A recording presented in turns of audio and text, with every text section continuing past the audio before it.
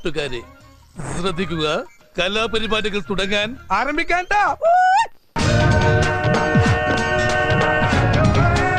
മുഖ്യമന്ത്രിയുടെ പ്രസംഗം തടസ്സപ്പെടുത്തി വീണ്ടും മൈക്ക്. സ്വാഭാവികം. തലയോലപ്പറമ്പിലെ തെരഞ്ഞെടുപ്പ് യോഗമാണ് മുഖ്യമന്ത്രിയും മൈക്കും തമ്മിലുള്ള പിണക്കത്തിന് വേദിയായത്. മുഖ്യമന്ത്രി പ്രസംഗത്തിനിടെ 2 തവണയാണ് മൈക്കും പവറും ആംപ്ലിഫയറും പണിമുടക്കിയത്. എന്നെ എവിടെ വെച്ച് കണ്ടാലും വെട്ടിക്കൊല്ലാനോ അയാൾ ഓർഡർ ഇട്ടേക്കുന്നത്.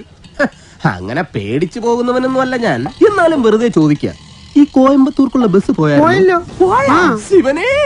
ആകെ പ്രശ്നങ്ങളാണല്ലോ എന്നായിരുന്നു മുഖ്യമന്ത്രിയുടെ പ്രതികരണം. ഇത്രയും വലിയ ഗതികെട്ടവൻ ഈ ലോകത്ത് വേറെ ആരെങ്കിലും ഉണ്ടാവും? മുഖ്യമന്ത്രിയെ വേദിയിലേക്ക് ക്ഷണിച്ചു. ഒരു വാക്ക് പറഞ്ഞ് മൈക്ക് അടുപ്പിച്ചപ്പോൾ അടർന്നു വീണു. പ്രിയപ്പെട്ട സുഹൃത്തുക്കളെ, നമ്മുടെ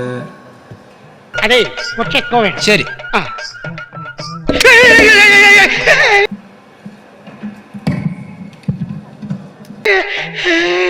ഇതെന്താണ് ഷോക്ക്? അതേ കൂടെ ഉള്ളതാ. നേതാക്കൾ ചുറ്റും കൂടി. 5 മിനിറ്റിനുള്ളിൽ പ്രശ്നം പരിഹരിച്ച് മുഖ്യമന്ത്രി പ്രസംഗം തുടങ്ങി.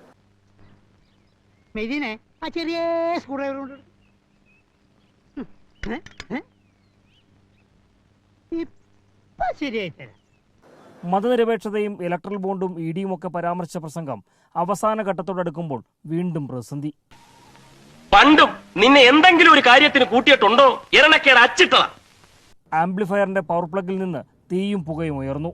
പ്രസംഗം കേട്ടിരുന്ന അണികൾ പരിഭ്രാന്തരായി. അനുഭവജ്ഞാനം കൊണ്ടും പിന്നെ തന്നോടുള്ള വാത്സല്യം കൊണ്ടും പറയാണ്, ഇതിന് പരിഹാരം ഇല്ല. It is incurable. അദ്ദേഹത്തിന്റെ കമ്പനി കോൺഗ്രസിന്റെ